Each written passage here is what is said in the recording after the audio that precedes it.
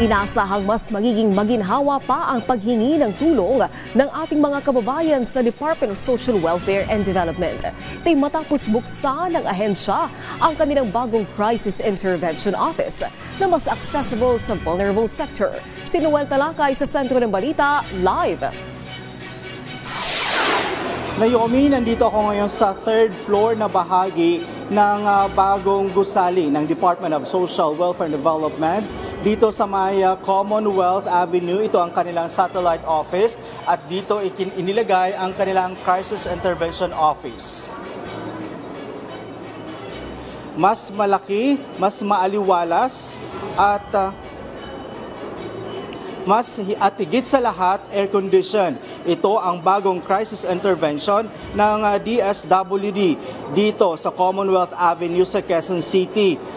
Nasa loob ito ng Paragon Building at sakop nito ang tatlong palapag ng gusali. Ayon kay DSWD Secretary Rex Gatchalian, nakikinig ang ahensya sa hinanaing ng kanilang mga kliyente. Hindi lang yung pangangailangan ng tulong, kundi pati na rin ang kanilang mga feedback sa mga opisina ng DSWD. Pero ngayon, dahil dito sa bago nating opisina, bagong satellite office, mas malaki siya, mas maluwag, mas maaliwalas at higit sa lahat mas malamig para sa ating mga kliyente. Hindi na rin mahihirapan ang mga senior citizen at PWD na magtaas baba dito dahil may escalator, may elevator pa at mayroon din sariling banyo ang PWD. Mayroong lactating room para sa mga nanay na may dalang anak na sanggol. Mayroon ding clinic na tutugon sa oras ng emergency at mayroon pang pantry.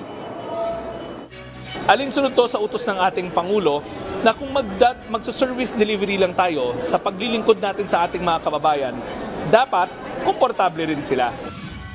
Naomi, isa namang ribbon cutting ang ginawa bilang hudyat na simula na ang operasyon ng nasabing satellite office ng DSWD.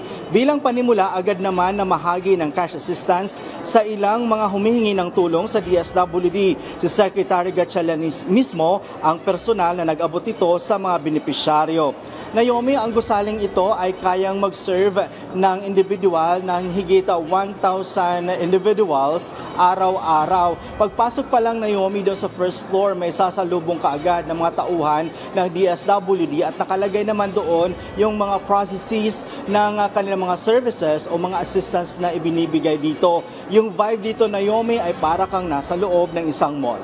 Naomi? Maraming salamat, Noel Talakay.